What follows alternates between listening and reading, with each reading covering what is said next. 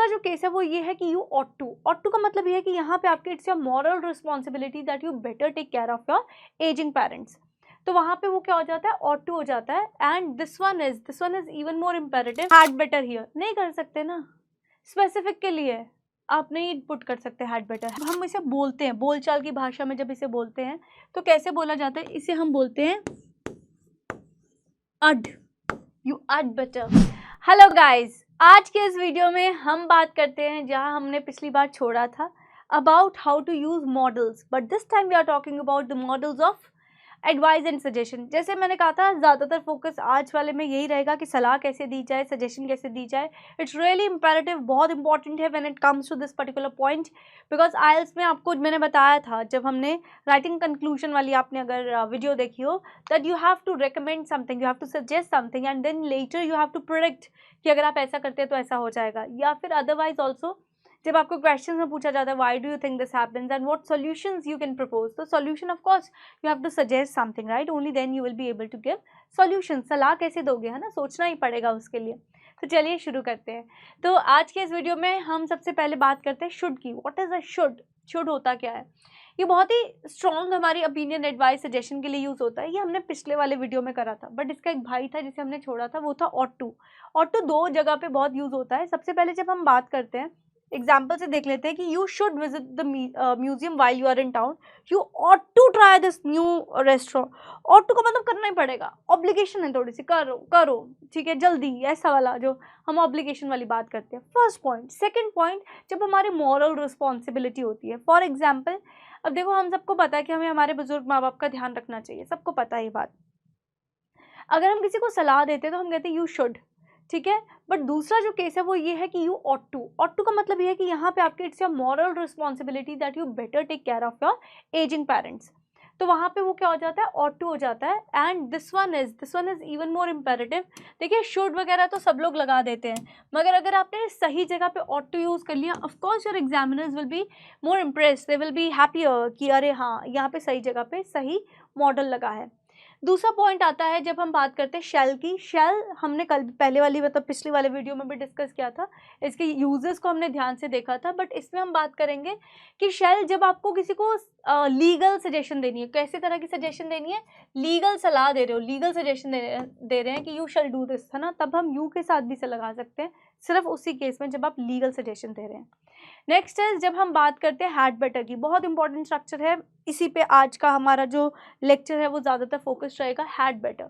सबसे पहले जो ये हैड बेटर है ना, देखो ये एक मॉडल है, तो इसका मतलब ये है कि जब मैंने हैड बेटर लिखा, मैं बार बार कह रही थी कि मैं इसे बताऊंगी, अब समय आ गया है, तो इसके साथ कौन सा फॉर्म ऑफ वर्ब लगेगा, before I tell you this comment in, put it in the comment section.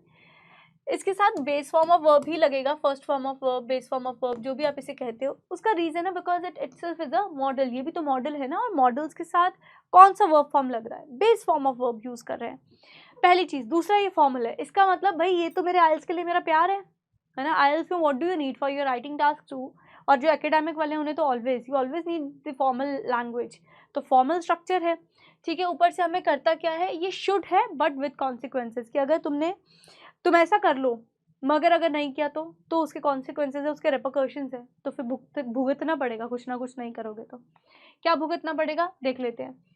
यहाँ पे है I had better call her else she will be angry. इसका मतलब जैसे मान लीजिए, पहले हैड बेटर की एग्जाम्पल देखते हैं। सबसे पहले इस एग्जाम्पल में मैंने सब्जेक्ट यूज किया, फिर मैंने क्या लगाया, हैड बेटर। हैड बेटर को देख के ये कंफ्यूज नहीं होना कि मैम ये तो हैड है, ये तो पास्ट फॉर्म है, ये बेटा उसका स्ट्रक्चर है, ये उसका नाम है, उसका नाम ही हैड बेटर है।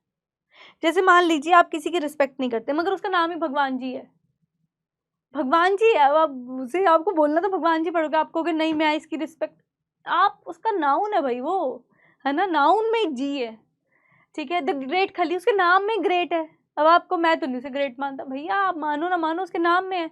सिमिलरली ये इसके नाम में चाहे हैड है, बट ये रहेगा क्या आपका, it will be always your what we call it, हमेशा आपका मॉडल का पार्ट रहेगा, इसलिए इसके साथ कौन सा फॉर्म ऑफ वर्ब आएगा, बेस फॉर्म ऑफ वर्ब। तो सब्जेक्ट लगाया, साथ में मैंने लगाया हैड बेटर, साथ में मैंने लगाया बेस फॉर्म ऑफ वर्ब, और उसके आगे जो भी मैंने बात लिखनी थी मैंने लिख दी। उसके बाद यहाँ पे देखो, यहाँ मैंने लिखा कि I had better call her, नहीं किया तो एल्स। अगर आप एल्स यूज करते हैं then you don't have to use a semicolon, but if you are using otherwise then what do you need to do? You need to put a semicolon here. ठीक है, ये structure है, and then you will be writing what will happen. If you would like to take a screenshot of it with the syntax, with the structure, you can do the same. You can actually take, मुझे पहले subject लगाना है, then I have to put my had better, then I have to put base form of the verb, and then the thing that the person needs to do, and finally उसके repercussions. जैसे I had better start putting more clothes, otherwise I might catch cold. आपको यहाँ क्यों लगाया? ये इसलिए लगाया एक और comma, just to show you कि बहुत सारे न्यूज़पेपर्स में आपको ऐसा दिखेगा, they are giving more tone, they are giving even a more imperative tone. Imperative तो है ये, इंपॉर्टेंट सी और एक बहुत ही ऐसे दबाव डालने वाली टोन तो है ये, बट उसे फर्दर एम्फसाइज करने के लिए। ठीक है, सो आई हैड बेटर, भाई ठंड है, ज़्यादा कपड़े पहनने शुरू करें, नहीं तो ठंड लग सकती है, नहीं करेंगे रेपरकशन से। अब देखिए इसमें होता क्या है। ठीक है, इसमें एक एग्जाम्पल से देख लेते हैं। कहते जो हमारा शुड है ना, उससे डिफरेंट कैसे है। शुड किसी भी सिचुएशन में यूज़ कर सकते हैं, है ना, किसी भी तरह की ओपिनियन, किसी भी तरह की सलाह देने के लिए शुड को यूज़ किया जा सकता है। जैसे कि it's late, you had better go और यू शुड गो, ये स्पेसिफिक कंडीशन है, मगर इसमें मैं हैड बेटर तो लगाना ही पड़ेगा कि भैया लेट है तुम चले जाओ, नहीं जाऊंगी तो क्या होगा, भैया लेट है ना, एक्सीडेंट हो सकता है, खुदा ना खास्ता कोई ऐसे कोई चोर लुटेरा हो सकता है, स्पेसिफिक कंडीशन है, मगर इसमें शुड भी चला जाएगा। बट जहाँ जेनरिक कंडीशन है, जहाँ मैंने कहा you are always at home, थोड़ा बाहर जाना चाहिए, जनरल है, नहीं जाओगे तो कुछ होगा नहीं, ना जाओ आपकी मर्जी, बट हम आपको सलाह दे रहे हैं, हम आपको सजेशन दे रहे हैं that you had better go there, है ना, थोड़ा सा मतलब you should go out. But यहाँ आप कहोगे कि नहीं मैम, जनरल सिचुएशन में भी I would like to put up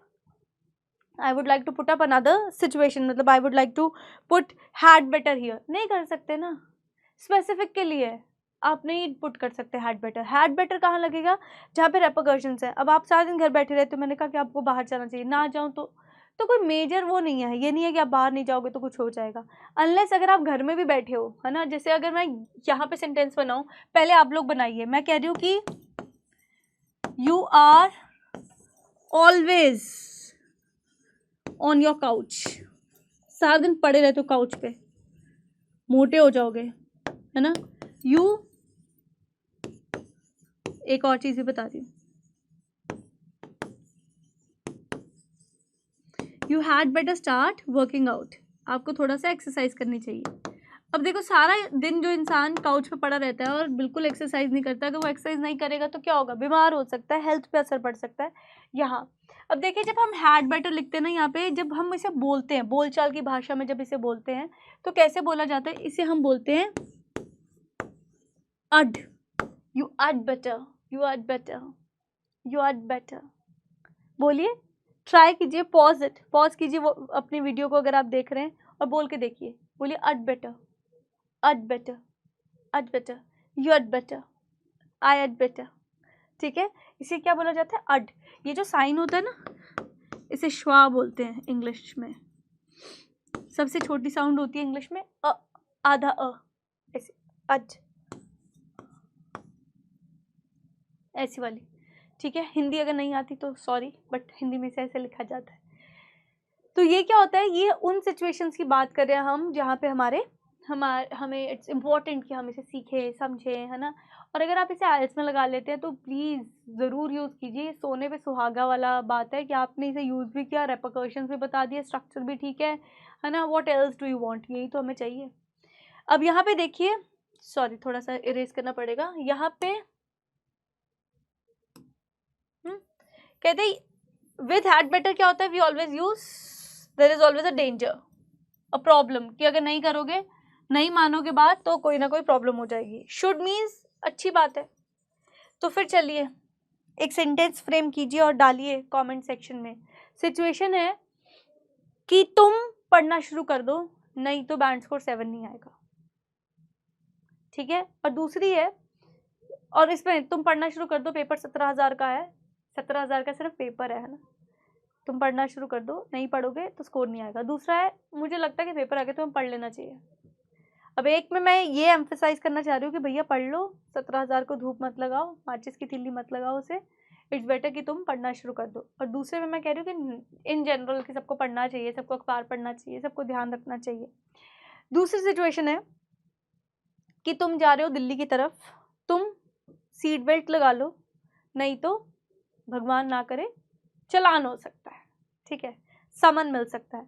दूसरा है कि सबको सीट बेल्ट लगा के जाना चाहिए, है ना, सबको सीट बेल्ट वेयर करनी चाहिए। अब इन दोनों सिचुएशन से जो भी आपका सेंटेंस बनता है उसे posted in the comment section. Again I am promising, अगर सही होगा तो I will be checking it. कह रहे it's a great film, you should go and see it. अच्छी पिक्चर है, जाओ देख के आओ। नहीं देखूंगी तो क्या हो जाएगा, कोई आसमान थोड़ा ना टूट पड़ेगा, नहीं तो ना see. The film starts at 8:30। अब टिकट खरीद ली है, 8:30 पिक्चर शुरू हो रही है, अब जल्दी करो, नहीं जाएंगे तो क्या होगा, पिक्चर शुरू हो जाएगी, टिकट वेस्ट हो जाएगी, पैसे खराब हो जाएंगे, ठीक है। You had better go now और you will miss the beginning, नहीं तो बिगनिंग मिस हो जाएगी या हो सकता है पिक्चर ही मिस हो जाए। कुड क्या होता है, ये भी एक मॉडल सजेशन के लिए हमने पहले बात की थी, कल बात की थी कि पॉसिबिलिटी के लिए, आज इसे सलाह के लिए भी यूज़ कर सकते हैं, सजेशन के लिए, एडवाइस के लिए। कैसे कह रहे, जैसे अगर हम यहाँ देखें, you could try yoga to help with your flexibility. तुम योगा ट्राई कर सकते हो। कहना तो मैं यही चाह रही हूँ कि योगा कर लो, ठीक है, मगर पोलाइटली कहना चाह रही हूँ, ऐसे धक्के से नहीं कहना चाह रही। तो वहाँ पे हम क्या कहेंगे कि आपको योगा ट्राई करना चाहिए, कर सकते हो, ये हो जाएगा। सलाह देने का ही अलग तरीका है। You could ask your boss for clarification on the project. तुम अपने बॉस से पूछ सकते हो, ये मैं सलाह दे रही हूँ कि ये कर लो, मगर डायरेक्टली सलाह ना देके ऐसे कह दे कि तुम ये कर सकते हो, तुम वो कर सकते हो। कुड क्या है, कर सकते हो, है ना, कैन का भाई है ना, कैन का भाई कुड, कैन का भाई ये रहा, कैन का भाई कुड है, मगर कुड क्या होता है, पोलाइट फॉर्म ऑफ, पिछली बार भी बताया था, इसकी पोलाइट फॉर्म है कैन की। तो जब हम इसकी पोलाइट फॉर्म की बात कर रहे हैं तो ऑफकोर्स हम कह सकते हैं कि तुम ऐसा कर लो, ये इनडायरेक्टली सलाह देने ही वाली बात है। So that's all, this is what we have in this particular video. I hope अब आप जब भी अपनी वीडियोस को, अपने इस कॉन्सेप्ट्स को लिखेंगे, तो अपने आर्टिकल्स को लिखेंगे, अपने एसेस को लिखेंगे, तो पॉलिश्ड फॉर्म में लिखेंगे।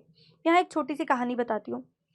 एक इंसान था, ठीक है, वो रोज़ 10 किलोमीटर चलता, रोज़ 10 किलोमीटर सैर करता, थक जाता, एक हफ्ता सैर करता, फिर घर पे बैठता, पोटैटो चिप्स खाता, कोल्ड ड्रिंक पीता, रिग्रेट करता, कहता है कितना मुश्किल है वर्कआउट करना, वॉक पे जाना, 10-10 किलोमीटर चलना, आई कांट डू दिस, मेरे से नहीं हो पाएगा। ऑन द कॉन्ट्ररी एक और भाई था, ठीक है, पिछली बार जैसे मैंने बताया, इस बार मान लीजिए कि इस बार इनका नाम राम है, तो राम वॉज टायर्ड, बट शाम ने कभी 10 किलोमीटर चलने की कोशिश ही नहीं की, कभी भी नहीं किया। वो कंसिस्टेंटली रोज़ सैर पे जाता, रोज़ 1 किलोमीटर चलता और वापस आता, कंसिस्टेंटली और कॉन्शियसली कोशिश करता कि वो कोई भी जंक ना खाए, अपनी हेल्थ का ध्यान रखे। क्या आप गेस कर सकते हैं? And there are no brownie points given for any guesses कि इनमें से ज़्यादा हेल्दी इंसान कौन रहा होगा, राम या श्याम, जो 10 किलोमीटर एक हफ्ता चलता है और 3 हफ्ते घर पे बैठा रहता है, या वो जो रोज़ 1 किलोमीटर चलता है और अदरवाइज ध्यान देता है। सिमिलरली आइल्स में कौन सक्सीड करेगा, किसकी सक्सेस होगी, किसको बैंड स्कोर 7 इजीली मिल जाएगा, कोई बाकी के एग्जाम्स की तरह कंपटीशन तो है नहीं है। वो इंसान जो रोज़ सिर्फ 3 अक्षर सीखने की कोशिश करेगा, 3 से 5, कभी कोई ग्रामर का स्ट्रक्चर इम्प्रूव कर लेगा, कभी कोई, सिर्फ धीरे धीरे करता जाएगा, अपनी लैंग्वेज को सुधारता जाएगा। रोज़ एक चीज़ को, जो गलती उसने पिछली वाली कॉपी में की थी, आज कॉपी में, अगर कल वाली कॉपी में 10 गलती निकल के आई तो आज वाली कॉपी में 9 गलती निकलेगी, बस सिर्फ इतना ध्यान रखेगा, वो बैंड स्कोर 7 महीने के अंदर ले आएगा। मगर वो इंसान जो कह रहा है कि आज तो मैम देखो मैं सारी गलतियाँ, और वो 2 घंटे में टास्क लिख रहा है, उसका टाइम मैनेज नहीं हो रहा, उसका कोई फ़ायदा नहीं है। So if you would also like to improve your score, be consistent, be like show some perseverance towards your exam and just keep moving. You might be going slowly, but if you are in the right direction, the success is yours. Nobody can stop you from getting that.